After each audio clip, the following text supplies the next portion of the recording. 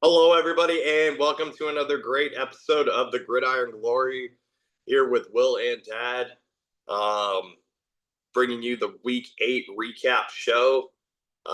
Been a bit choppy the last couple weeks. We do apologize about that. Hope to get things back and rolling and get going in the full swing of things as we um, just experienced fantasy owners, of course, buy mania, dealing with a lot of that next week too. So we're kind of in that middle point of the season.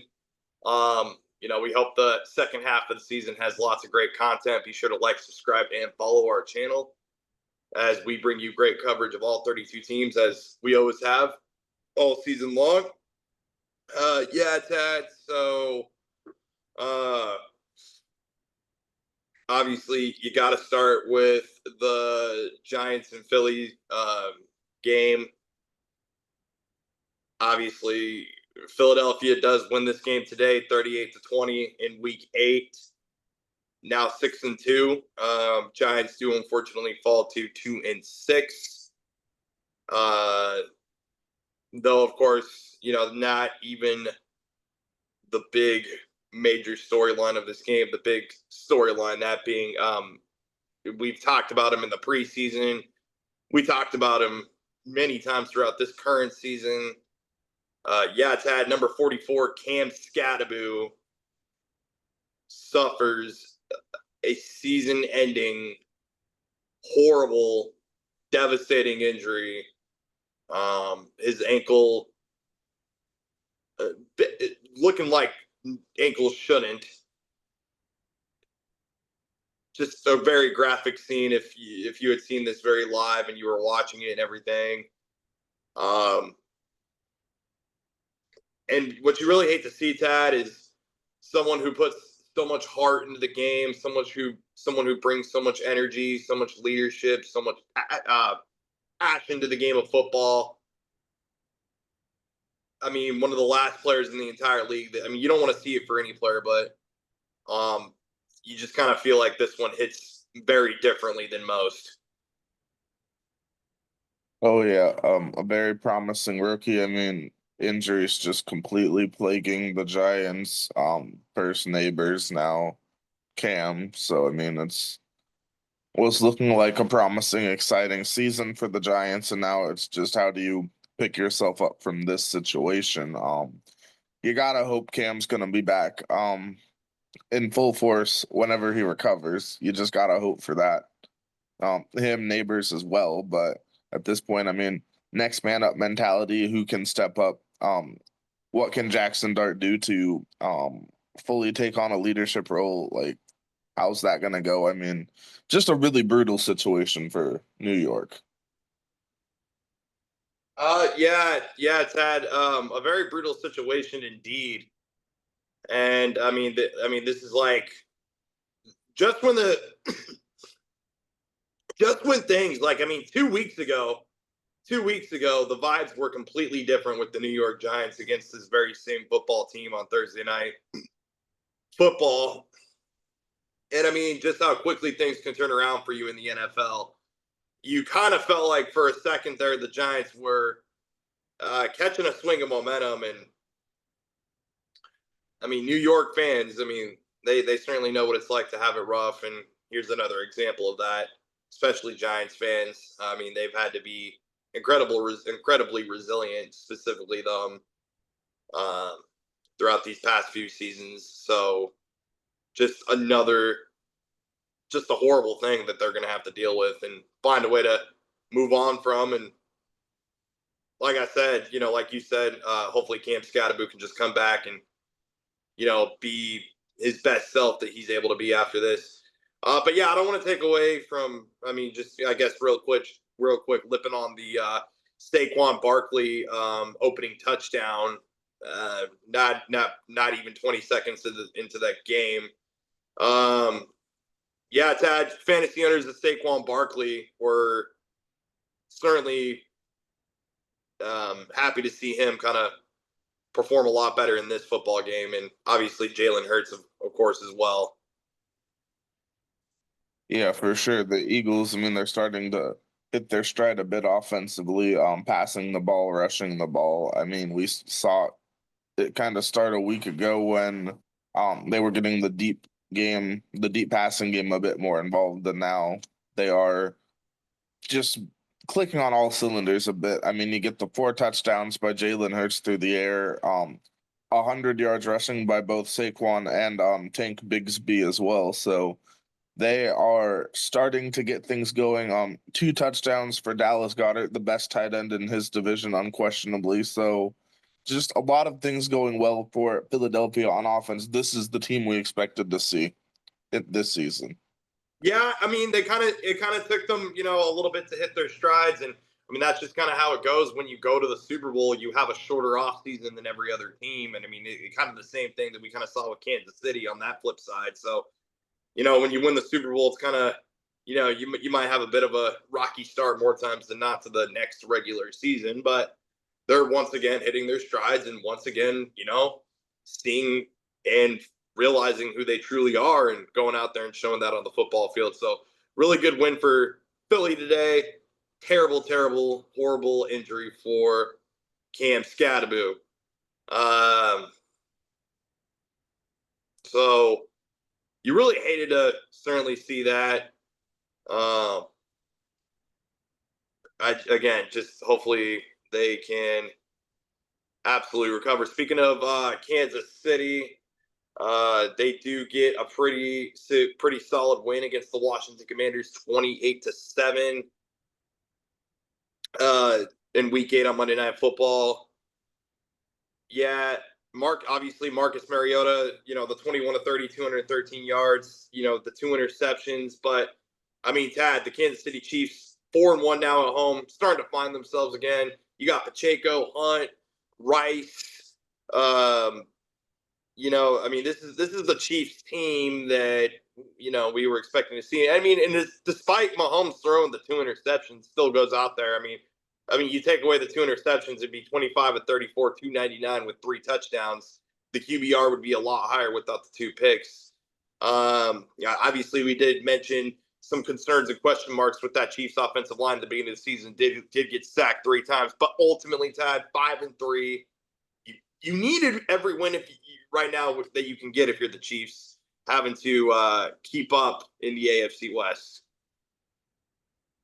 Oh yeah, a very tough division, arguably the toughest division in the league, certainly in the AFC at this point. But yeah, I mean, just very strong performance by the Chiefs. And I mean, the Chiefs defense deserves a lot of credit for this performance as well. I mean, they really held down Washington. They could not get much going at all in the pass game, in the run game. Guys like Yeah, go on. very, very specifically, shout out to the Chiefs secondary for shutting down Deebo Samuel, number 1 of the Washington Commanders. That ultimately won me my fantasy match this week. So, I mean, you were mentioning the Chiefs defense, and yeah, they actually won me my fantasy match by shutting down Deebo Samuel and making him completely irrelevant almost in this football game. Yeah, I mean, held without a catch in the fourth quarter, most of the second half. I mean, just not the kind of game you'd expect out of Washington's offense. I mean, I get you need to get your guy back, you need to get Jaden Daniels back, and then it looks a lot better. But just a very disappointing start to the season for Washington, a team that had a lot of promise coming into the year after their surprise run to the NFC Championship, and now here they are, 3-5. Gotta find a way to get healthy and get back into the playoff contention because it's Yeah, gonna be very interesting in the NFC. yeah, Jaden Daniels. I mean, the best thing that you can hope for Washington is Jaden Daniels to get back, get healthy. So I mean, Marcus Mariota, a solid enough backup for sure. Honestly, the broadest thing that got my attention about Week 8 is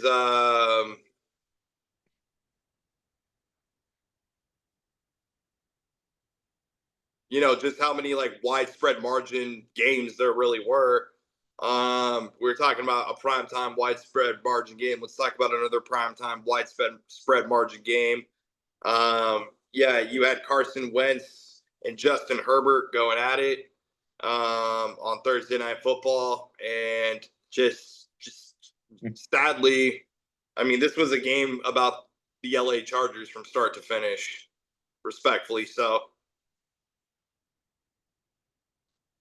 Yeah, just nothing going for Minnesota. Carson Wentz now he is out for the season as well, so very unfortunate to see that there. He was playing through several injuries, most notably the labrum issue. So, I mean, he did what he could, tried to grind it out for several weeks. Well, JJ McCarthy recovered, and I mean, it came to the end of the road. I mean, it's to the point where he can't play through it anymore. So he is opting for surgery. So hopefully that goes well. And I mean, honestly, this might just be it for Carson Wentz in the NFL. We might have seen him play his last snaps in the NFL on that Thursday night, which is just an incredibly brutal way for him to go out. And I mean, I feel like his career could have gone a lot differently if it wasn't for all the injuries he suffered. Of course, he had that MVP caliber year with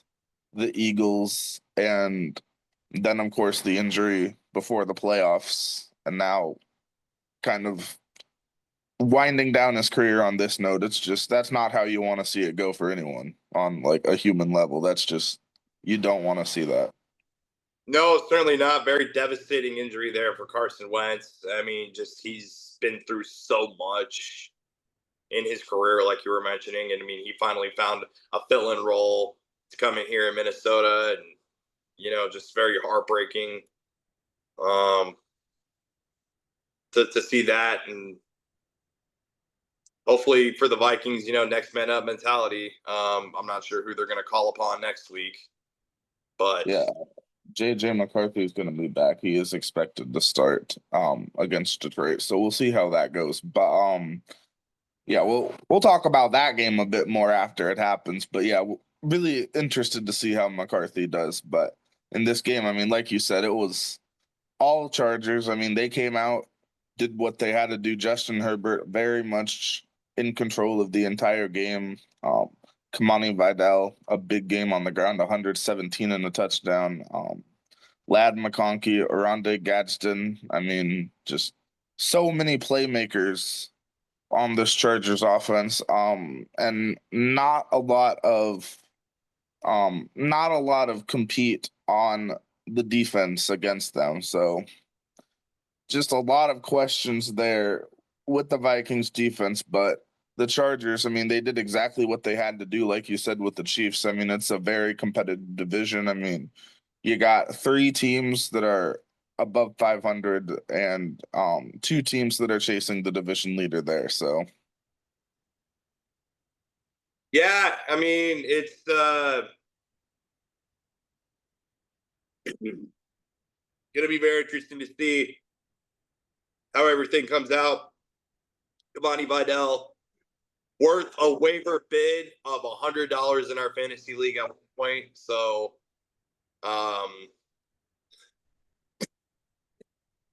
yeah, that's just a funny backstory there. But yeah, oh yeah. so yeah, Cavani Vidal, very nice to see him. Going out here to the 23 carries for a touchdown, 117 yards, as you mentioned. So yeah, you were talking about the Vikings and everything, and how this was a very tough loss for them, and what's going to be a very tough division. Uh, yeah, so keep staying on the prime time slate. Green Bay, it pains you to see this. We were just talking about your Vikes, but yeah, Green Bay on Sunday Night Football, 35-25 over Aaron Rodgers. Aaron Rodgers going up against his former teams. Both quarterbacks played very well in this game. Neither quarterback throwing an interception. Aaron Rodgers getting sacked 3 times.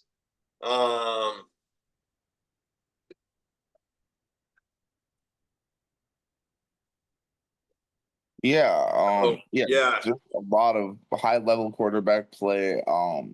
Jordan Love probably one of the best games of his career. I mean, and obviously you want to If you're like he's not really a new guy anymore, but he is definitely like the next Aaron Rodgers. So like he replaced Aaron Rodgers in the lineup. And when you see that guy coming in, you want to show out with him in the building. So he did just that. I mean, hard to complain about really anything Jordan Love did. I mean, Tucker Kraft also incredible. It was still like looking at like all the good things that these tight ends do. Like Tucker Kraft, I mean, he kind of epitomized that performance with 7 catches, 143 yards, the 2 touchdowns. I mean, he went off. Tucker Craft to me is honestly, I haven't released official tight end rankings, but I would rank him very high amongst tight ends in the league. And I mean, he's probably a top 10 tight end in the league, in my opinion, maybe even higher. So yeah, the 7 catches, 143 yards, 2 touchdowns. He kind of reminds me a lot of like kind of a hybrid of like Rob Gronkowski and Travis Kelsey if you were to morph them into one player. So Now that just is some very high praise there for sure. He had a great game. That's some very high praise. Also, worth noting that it's nice to see Christian Watson back, 4 catches for 85 yards. He's been working back from an ACL issue, I believe, is what he's been struggling with. So he is back on the field. That's another weapon for this offense, and that is very yeah. positive. What's up with Matthew Golden being so quiet though? I mean, fantasy owners certainly wondering what was going on with Matthew Golden. I mean, they've had a hard time getting the rookie involved at times. I mean, and now you add Watson to that mix, so that's definitely an interesting dynamic. And I mean, you got to think that like at the start of the year, I know there was some talk about who was going to emerge as the number one receiver. I kind of was on the side that Matthew Golden might stake a claim. So far, that has not happened, but he is out there and he is still a target. I mean, there is lots of weapons on this offense, and I think when called upon Matthew Golden, he'll make some big plays. Yeah, for sure, for sure. Yeah. So for Pittsburgh, this was uh, you know, everyone else. I'm pretty sure everyone else in the division lost. Yeah, Cleveland lost. Baltimore Um, won. Baltimore won. So yeah, the AFC North is certainly like the AFC North used to be regarded as like a very tough division, and now it's just kind of fallen off a little bit. But trust and believe that Aaron Rodgers and the Steelers still want to come out here and win this thing, and they believe they can. But yeah, keeping things in the AFC North. Um, yeah, one thing that really stood out to me in the AFC North was Myles Garrett. I know that the result won't say it, 32-13, Patriots beat the Browns, but yeah, Tad, when you were just watching Myles Garrett absolutely wreak havoc on Drake May, I mean, what was going through your thoughts? What were your emotions? I mean, what is and yes, where would you rank Myles Garrett amongst defensive players overall in the NFL? I mean, I almost like want to say that I feel bad for Myles Garrett just because like another like all-time great season is seemingly going to like not lead to very much of anything on the wins column. And I mean, I hope people still realize that Myles Garrett is a premier talent in the league, one of the best defensive players. He has a case certainly for defensive player of the year. He's not the only one, but he has a case. So I mean, and like he got the big contract to stay in Cleveland. That was his choice. He made the choice to do that. He could have explored options elsewhere, but still, I think it just is worth saying that regardless, he's having another great season. He's on an all-time stretch of defensive play on the line, and he needs to still get his flowers. Oh yeah, absolutely. Yeah, Myles Garrett, incredible, but Drake May. I mean, the Patriots are 6-2. Tad. I mean, we haven't seen vibes of like this from the New England Patriots since the one number 12 was under the helm. Now you got Drake May coming out here, 18-24, 3 touchdowns and an interception. Currently, I got Drake May ranked number 5th on my quarterback rankings. I think he's having an incredible year, and I think the Patriots they're up to something special up there in Yeah, Foxborough. they are certainly off to a strong start. I'm very interested to see how long they can hold this momentum. Interested to see if they have some staying power. I mean, Drake May is an incredible quarterback. He's off to a great start. It seems like they did everything right with that draft pick to this point. So it was a big pick to get May, and they did well with that. And now they've gotten him some weapons on offense. Stephon Diggs had his first touchdown with the Patriots. And then of course Kayshawn gets the touchdown there, 3 catches for 75 yards and a touchdown. So you're getting him some weapons, and I mean he's doing some good things. Is this So kind of like the revitalization of Stephon Diggs' career here in New England? I mean, the stat chart didn't really show that today, but still, nonetheless, I feel like I mean, you mentioned Stephon Diggs. I mean, Kayshawn Booty, even. Yeah, Hunter Henry, of course, getting a tight end, getting a touchdown on National Tight Ends Day. Where do you rank Hunter Henry amongst tight ends in the league? yeah, I definitely see Hunter Henry as a fairly mid-tier tight end, maybe slightly above average. I mean, he came in and he executed his role. Yeah, would you rank him above or below Cade Otton? I mean, Cade Otton, I mean, he is definitely a measuring stick among tight ends in the National Football League. And I mean, like, if you're above Cade Otton, then you're an above average tight end. If you're below Cade Otton, you're probably a below average tight end. So I'd have to say that Hunter Henry, to this point, slightly above. An interesting take. Um, yeah, so Patriots beat the Browns 32-13. New England 6-2. Cleveland, yeah, 2-6. We kind of expected this though. I mean, we knew that with the defensive line, like our prediction was with the defensive line alone, they'll get 4 wins, and they're already halfway there. So I mean, this defensive line is elite when you have a leader like Myles Garrett going at it, of course. Yeah, but New England 6-2, currently leaders of the AFC East, and that would blow your mind considering when you look at the other team in the AFC East that has a winning record, the Buffalo Bills 5-2. They blow out the Carolina Panthers 40-9.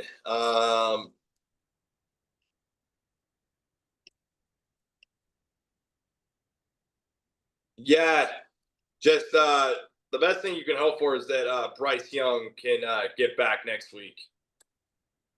Yeah, it looks like he's been practicing a bit this week, so that is definitely positive. We'll see just how far that leads, but very good stuff there. This was the James Cook game. This was definitely another claim by James Cook in proving that he is a premier running back in the league. And I mean, 216 yards, 2 touchdowns, the long of 64. Just a huge game for James Cook, arguably the best of his career. Yeah, where do you rank James Cook amongst running backs? I would rank James Cook pretty high, probably in my top 10. Oh yeah, definitely in the top 10. He's scratching on the top 5 even. Oh yeah, for sure. Yeah, James Cook is. I mean, my opponent had him in fantasy, and I mean, it definitely had me nervous. I will say that. So yeah, just but also T Mac 7 catches for 99 yards. I know that. I mean, that's probably the one positive for the Panthers today was Tataroa McMillan. So shout out to him. Yeah. So yeah, like I said, the Bills they keep on rolling. I mean, they need it because that division is going to probably be a 2-team race between the Bills and the Pats Oh there. yeah, So we'll for certainly sure. see. Yeah, I mean, we'll certainly see what happens. It's going to be very close. It's going to be tight between those two teams. I certainly would like to theorize that the next matchup between those two teams will probably determine the AFC East, Yeah. but I still Also, want to be. the huge interception by none other than Mr. AJ Epinesa himself. I mean, we'd be remiss to not mention that incredible performance there, setting up another touchdown run for Josh Allen. I mean, Mr. Will, what were you thinking when you saw the ball in AJ Epinesa's hands in this football game? Yeah, I was just thinking, man. I really think that Tad's going to be very excited to see AJ Epinesa, Iowa alumni, get that interception, and then obviously the score. So yeah, AJ Epinesa. I mean, we cover AJ Epinesa always very closely on the Gridiron Glory with Will and Tad. So yeah, AJ Epinesa, always an incredible talent for sure. You'll love to see it. Yeah, I mean AJ Epinesa is. I mean nobody covers his story and his chronicles the way we do. That is an absolute fact. Oh yeah. So yeah, a huge win there for the Bills. They go to 5-2. Carolina still sitting at 500, 4-4. Their first home loss of the year. Like we said, hope they can get Bryce Young back. We'll see how that looks on the offense. If they could get Bryce Young back. So still a lot of hope for Carolina, even after this rather disappointing game. Yeah, yeah. But they're still 4-4. I mean, they're still in it. I mean, they're still a competitive team. So they just they they really just need to tune out these losses and stay focused on what they have for sure. Yeah,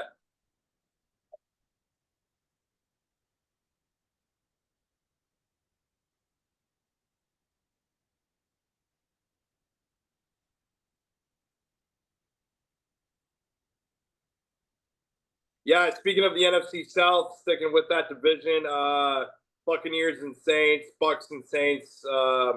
Yeah, Tad Spencer Rattler getting benched in this football game.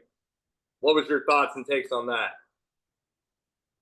Yeah, I mean, it looks like the Saints, they're gonna get a bit of a look from Tyler Shuck there, 17 of 30, 128, one interception there. So he's getting his chance. He's been named the starter moving forward as well. So a big change there for the Saints. 1-7. It's been a bit of a struggle. They've had some games where they compete, some games where they look completely outmatched. Just a very tough game for them. I mean, against a rival like Tampa Bay, you think maybe they might keep it a little closer, but end of the day, I mean, Tampa Bay, they just asserted themselves and it was a very big performance on their end. Yeah. I mean, I think the defense played really good too. Obviously, Tucker with the 12 carries for the 42 yards and a touchdown. That was incredible to see. Yeah, but I mean, the Buccaneers just, I mean, they made it look very easy on the road against their division rivals there. So Buccaneers 6-2, they continue to roll. Yeah, Tyler Shuck. It will be very interesting to see what happens from him moving forward. Very much so. Yeah, the NFC South. Staying on that subject, the Falcons host the Dolphins. Kirk Cousins comes out here. Yeah, you really like if you watched quarterback season 2 on Netflix before the season started, following the emotions of Kirk Cousins and everything, you were kind of hoping from that perspective Kirk Cousins would go out here, get this win. Former fans of him, even maybe on this very even podcast, who used to root for him very intensely on his very own team, perhaps maybe or maybe not, just a couple of seasons ago. The man got the greatest comeback in NFL history, but that wasn't the case today. As Tua Tagovailoa might just perhaps saved Mike McDaniel's job for one more week. 2-6 now. throws 4 touchdown passes. I mean, this game was all Dolphins today. Jalen Waddle, 5 catches for 99 yards and a touchdown. I mean, yeah, fantasy owners of Tua Tagovailoa were probably jumping up and down and just going crazy today. Crazily enough, the Dolphins actually look like an NFL football team. Oh yeah, they sure did. A lot of credit there, a lot of credit for the defense as well. They had a very strong defensive performance. They very much held Bijan Robinson, one of the best backs in the league, in check. Only 25 yards rushing, 23 yards receiving.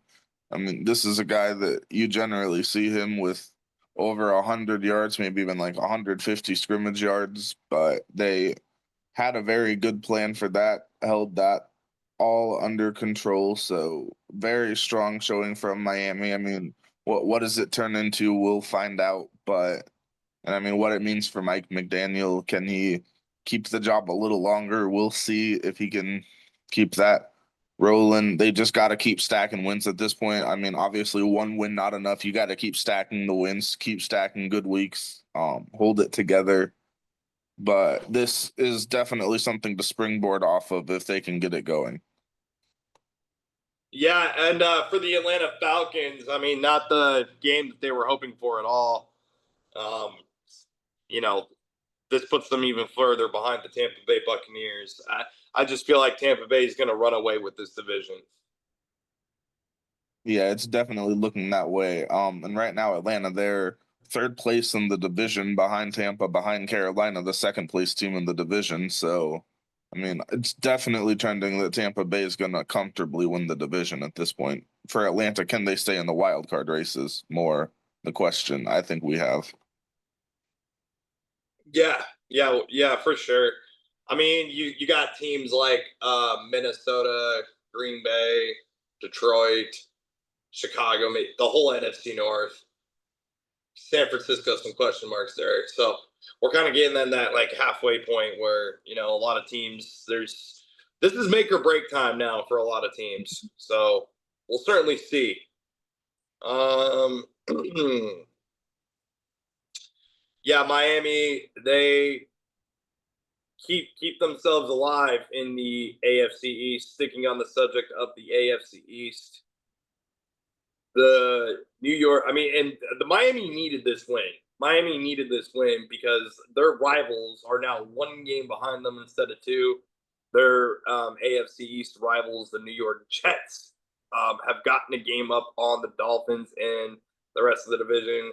No longer winless, Dad. We have every team in the league has now won at least one single game. Um, but my oh my, were we not ever expecting the way the New York Jets won this game? My first question for you is, um, yeah, when Taylor caught that touchdown in the back of the end zone, where it was just kind of like ever so casually kind of lobbed up to him, and he comes up with the play between the 2 defenders. Yeah, what was going through your head? What was your thoughts? What was your emotions in that exact moment when the New York Jets just blew away the NFL world as they put up 23 fourth quarter points to win this game 39-38? Yeah, I mean, my first thought was, man, are we going to get to see another Joe Flacco legacy drive? Because he had about a minute or so left, if I recall. He had about a minute left to get the Bengals in field goal range. It did not work out that way, but yeah, just a big play there for the Jets. Maybe they've finally found the guy that can throw the ball into the end zone. Brees Hall with that big throw, of course, for the go-ahead touchdown. You don't have your running backs throwing passes in a big spot, but they did there. 1 for 4 yards and a touchdown for Hall.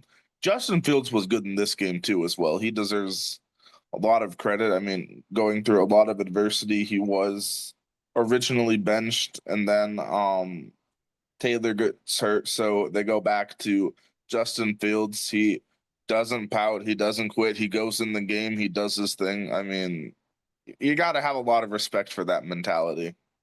I sure did. Oh yeah, I mean, absolutely. just he wants to be a talented player. He wants to be a winner, and it's just very hard to do. I mean, this game just really proved how hard it is to even get a singular win in the National Football League once you do make it to that level. And I know that they also had one of their all-time players pass away just the day before, so a really big win for that franchise. Hmm. A very emotional win for the New York Jets. So good stuff for them. I mean, after the city already experienced the Cam Scadaboo injury, I'm sure the other half of the city was able to feel a bit of happiness with this one. So good to see that for Jets fans. For Bengals fans, I mean, this was heartbreaking. I mean, Yeah. everything in this football game, I mean, spelt that the Bengals were gonna get to 500, stay competitive. Like you're just like, my oh my, the Cincinnati Bengals are fighting for their season. So just absolutely devastating to see this transpire today. I mean, Way you too win this tough. game. If you're Cincinnati, if you win this game, you're a half game out in the division. I mean, that was a huge chance for the Bengals to just keep the positive momentum rolling. They had a lot of good things going for them, and really just not a loss they could afford to have. And I mean, it starts with the defense once again. I mean, that defense. I mean, they've blown plenty of leads for Joe Burrow, and now for the other Joe, they're blowing leads as well. So I mean, you just got to see some improvement there from the defense. You just can't have that. Certainly cannot. You certainly cannot. So, yeah, you really, really hated to see that there. Yeah, staying on the subject of one-win teams, now that the Jets are one win, they're tied with the Tennessee Titans now for worst team in the AFC conference overall. The Indianapolis Colts, Tad, they're 7-1 now. They get a win this week over their division rivals, 38-14, 5-0 at home. Indiana Jones, 21-29, 3 touchdowns. Cam Ward, very, very much going through his growing pains. I mean, it's very easy to lose motivation and momentum early on in your NFL playing career, but I certainly know that Cam Ward's not letting any of this get to him, and he's going to keep putting in the work and staying resilient and everything. But it's just, I mean, it's going to take like, yes, the Titans drafted Cam Ward and everything like that, but I mean, I'm not sitting here saying that nobody was sitting here thinking like, oh, he's just going to take him to the Super Bowl year one. It's still going to take a massive amount of time to build this team around him with the Titans, and quite frankly, I mean, it's almost like I feel like they had a lot more glimmers last season than they do this year so far. Tennessee. Yeah, I mean, this is still close to the same roster that received the number one pick in the draft a year ago. I mean, it's going to be a long road to getting it together. I mean, they were not that close to just they weren't a quarterback away from winning. There's still a lot of things that the Tennessee Titans need to improve, and I mean, it seems they're doing what they can to try to build it. It's going to be a long process. They have some pieces to work with. Obviously, Cam Ward. I mean, we'll see what he turns into. He's had a very difficult situation to come into, and we'll see if he can build around that.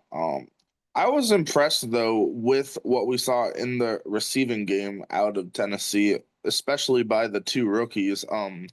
Io Manor, 4 catches, 52 yards, and DK, 7 catches for 93 yards. So I mean, we're seeing some chemistry being built by the young receivers, the rookie receivers, rookie quarterback. So just something to build on for the future.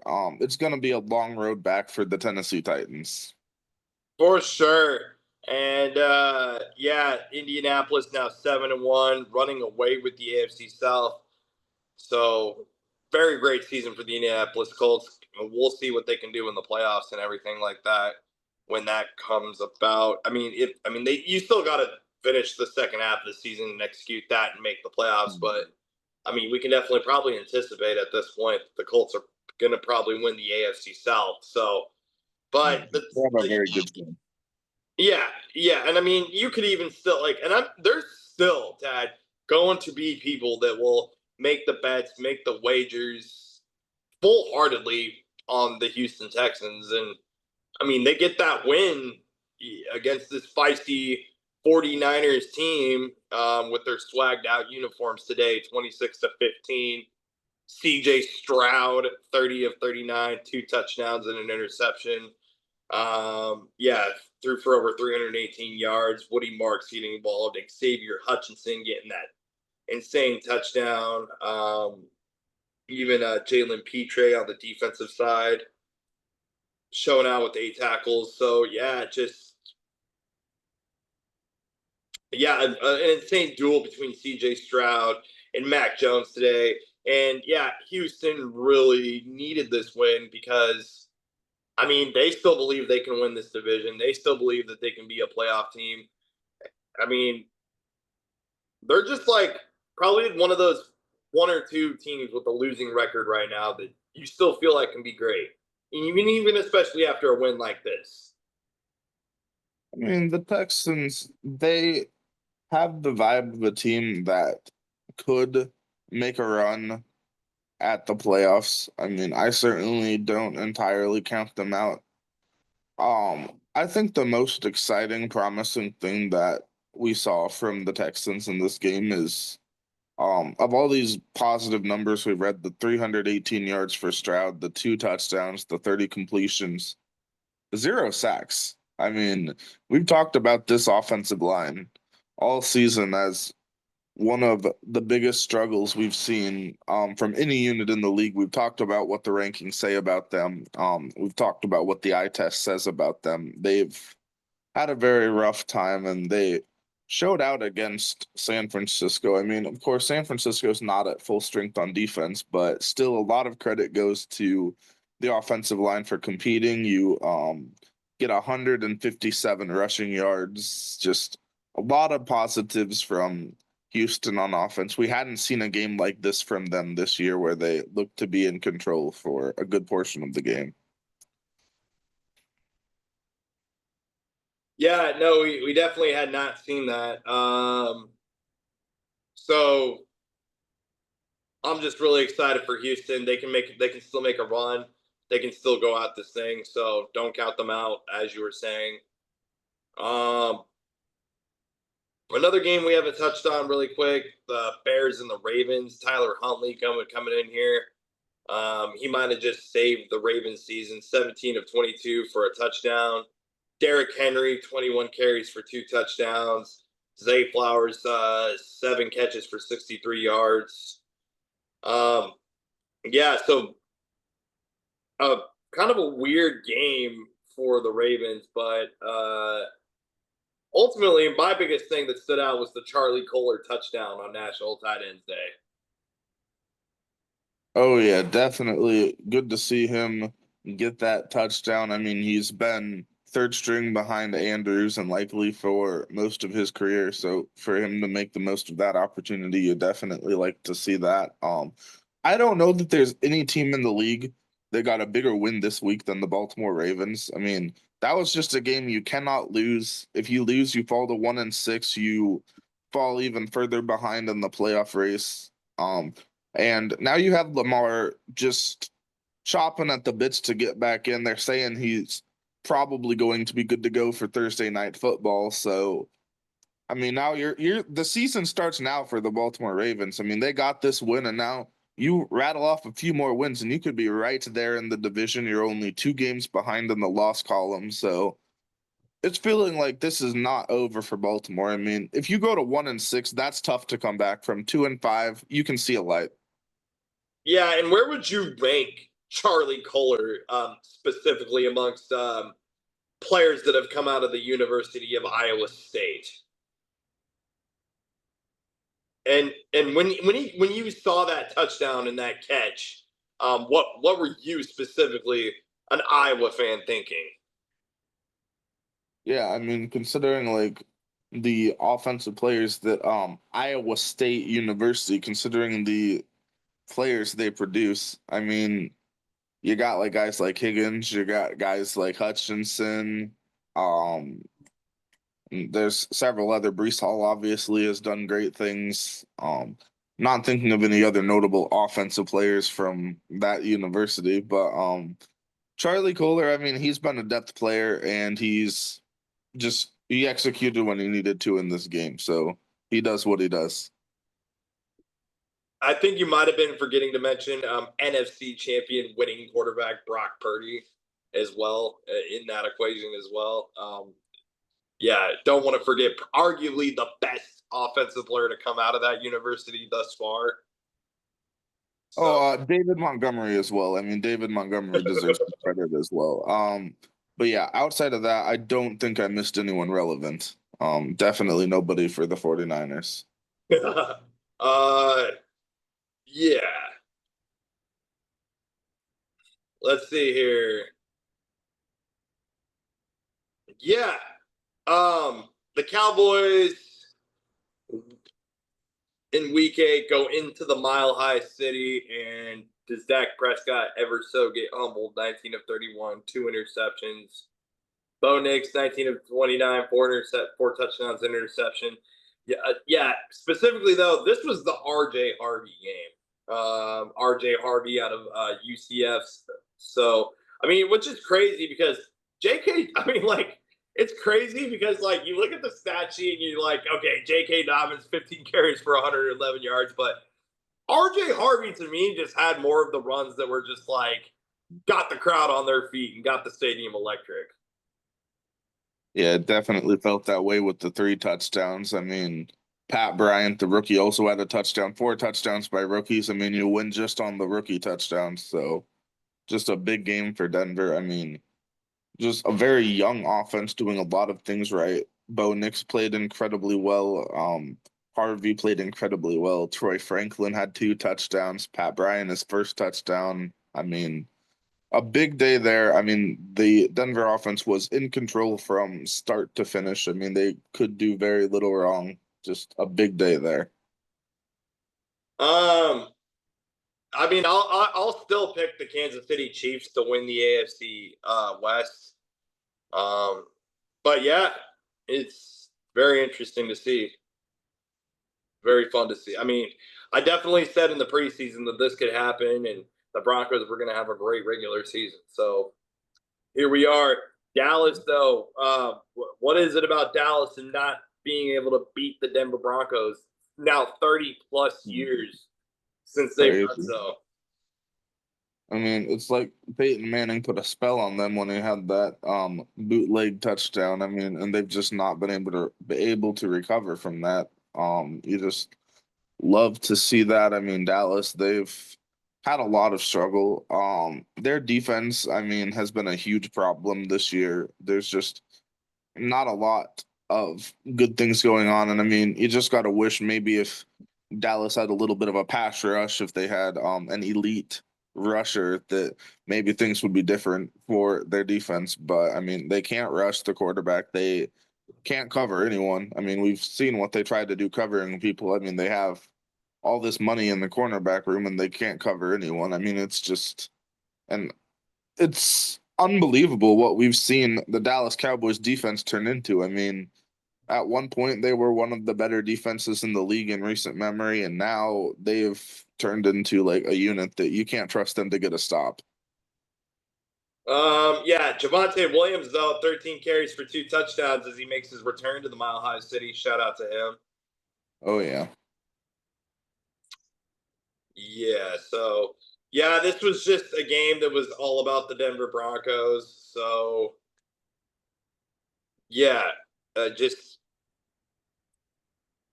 shout out to Denver, 44-24. leaders of the AFC. I can't believe I'm saying it. Yeah. I'm mind blown to say leaders of the AFC West right now. But yeah, was not the case a season ago. So yeah, very interesting. I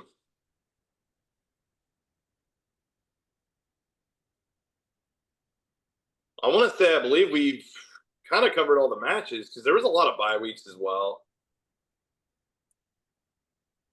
Yeah, I think that's everyone. Yeah, we can. Yes, looking forward to.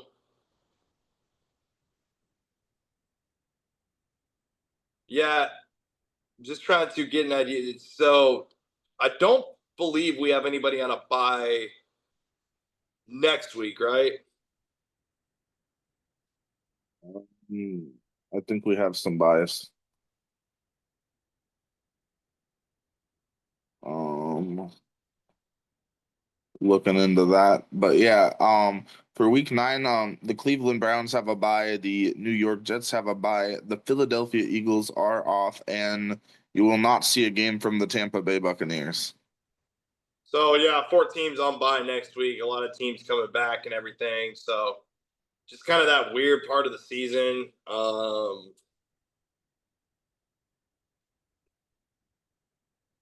Yeah, just it's just really kind of that weird part of the season right now that we're looking at. As for mentioned, the division rundown real quick. Yeah, so AFC East, New England 6-2, Buffalo 5-2, Dolphins and Jets at the bottom 2-6, 1-7. Yeah, like I said before, Patriots and Bills. I honestly feel like these two teams are going to keep it neck and neck all season long. It's probably going to come down to that divisional matchup between these two teams. Yeah, I'd feel pretty good about the Bills. I do think the Bills will end up proving that they're the better team, that they'll win the division. We'll see how it goes. The Patriots, they have a lot to prove. We'll see what they do. Big game next week for the Pittsburgh Steelers. They'll be taking on the Indianapolis Colts. And yeah, they're 4-3 right now, leading that division. Cincinnati 3-5. You mentioned before Baltimore, their season just started. Cleveland is Cleveland. So the AFC North is still very much up in the air. Yeah, Pittsburgh, they need to get some wins together because I think Baltimore's going to go on a run. Um, it's this division is far from over. Baltimore 2-5. I think they're going to go on a run. So if Pittsburgh is not careful, they could get tracked down. Yeah, for sure. The AFC South, Colts 7-1, Jaguars 4-3. Still don't count out the Texans. We know what the Titans are. Um, that's still also an up in the air division. I mean, like you kind of mentioned, like, oh, the season just started for Baltimore, this and that. Well, it's kind of the Mhm. same deal for the Houston Texans, Dad. That the season just started really for the Houston Texans. You get that win against the 49ers, and boy, oh boy, do you ever have a huge game next week against the Denver Broncos. Oh yeah, they need that one. The Texans, I mean, you don't want to fall too much more behind, so we'll see how that goes. I'm nervous for the Houston Texans there. Yeah, AFC West Broncos. I mean, that's definitely a from their perspective. I mean, great chance to go 7-2. Then you got the Chiefs and the Chargers, obviously, and then I mean, did we expect the Raiders to be this bad? I honestly I thought Geno Smith would make them a bit more respectable. I said that in the offseason. It seems we might have seen the best in the past for Geno Smith. I mean, there's been a lot of problems with the Raiders, the offensive line. I mean, just it's been a rough watch for the Raiders. I mean, they are firmly planted at the bottom of the division. Yeah, they really are, and it's just kind of a sad sight to see. Um, Looking at the NFC East, the Eagles 6-2, Cowboys 3-4, Commanders 3-5, Giants 2-6. So, I mean, I'd still probably pick the Eagles to win this division at this current Pretty rate. easily, yeah. Yeah, pretty easily, I think. I mean, It's just too many injuries for the Commanders, too many boneheaded decisions by the Cowboys, too many injuries for the Giants. I mean, is what it is. Yeah, Tad, go ahead and give us your breakdown of the NFC North. Yeah, in the NFC North, I mean, you got Green Bay 5-1-1, Detroit 5-2, Chicago 4-3, and the Vikings 3-4. I mean, one of the two more competitive divisions in the league. I mean, there's three divisions with three teams above 500. This is one of them. Green Bay right now, as the season stands, the one seed in the NFC. Detroit, they're playing about as good football as anyone. Um, Chicago, they had that 4-game winning streak snapped by Baltimore, so we'll see if they can figure some things out. And then just all the injuries in Minnesota, the poor line play, can they figure some things out with McCarthy back? I mean, I feel like this race could go down to the wire. At the end of the day, I think Detroit's going to fix a lot of their wrongs, and I think Detroit's probably going to go back to back for the division. Green Bay will try to stand in the way of that. In the NFC South, like I said, Tampa Bay should really run away with that. But Carolina and Atlanta, I mean, could they make wild card runs? We'll see. Say it's Tyler Shuck season. What do you think about the NFC South? I mean, like you said, I think Tampa Bay, they are the clear favorite. I think, honestly, this might be next to Philadelphia, they might be the strongest favorite in a division. I don't know, maybe the Colts, but the Buccaneers, I mean, I think they're going to fairly safely win it. Carolina just can you get your guys back? Bryce Young, I know there's been injuries on the offensive line. I don't know if they're gonna have enough to sustain a run. Atlanta just too inconsistent. Yeah. So very interesting to see that. And then the NFC West, that's kind of an up there division. You know, three teams with a winning record: Seattle, LA, and San Francisco. I mean, crazy to think that all three of them can make the NFC playoffs. Oh yeah. I mean, just a lot of good play there. Seattle just been finding a way to win games. Sam Darnold, he's been incredible this year. Jackson Smith and Najigba, one of the best offensive players in the league. If not for Jonathan Taylor, he'd probably be the favorite for offensive player of the year. The Rams, I mean, Matt Stafford, the veteran, probably the best quarterback in the division, in my opinion. 49ers, can you just withstand all these injuries? I think they're going to have a tough time with not having Fred Warner and just like all the other injuries they've been facing. I mean, you definitely hate to see that situation, but I mean, can they withstand it? And Arizona, they should be getting Kyler Murray back, so that's nice, but it's just they find ways to lose games. Right. Yeah. So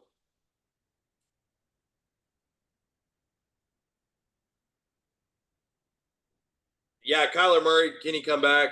Arizona, kind of a tough situation there, but yeah, so far, like through 8 weeks of football, the biggest standouts to me: the New England Patriots, the Indianapolis Colts, the Denver Broncos. I'll even say the Green Bay Packers, like probably like the four biggest surprises so far through 8 complete weeks of NFL football in 2025. Yeah, probably fair to say that those are the best positive surprises. Maybe Seattle too. I mean, they've exceeded my expectations. But yeah, just a lot of positive plays. Baltimore's probably been one of the most disappointing teams record wise, but like we said, we think they can turn some things around. Same could be said for Houston. Maybe same could be said for Cincinnati, Minnesota. Cincinnati's in that category too because we thought Joe Burrow would be healthy Yeah, at this point. yeah. Honestly, like considering all the gravity of their injuries, it's almost like a miracle that they've even gotten to 3-5 to an extent. But like, I mean, I don't know, just weird times in the AFC North there, like you said, with Burrow's injury, with Lamar's injury. Yeah. So very interesting stuff going on in the league. Yeah, for sure. So be sure to like, subscribe, and follow our channel for great content. Two guys here just covering all 32 teams. Did you have any other final thoughts or takes? Yeah, just excited to see the back half of the season. For sure. Yeah, be sure to like, subscribe, and follow our channel for the back half of the season. And thank you for watching.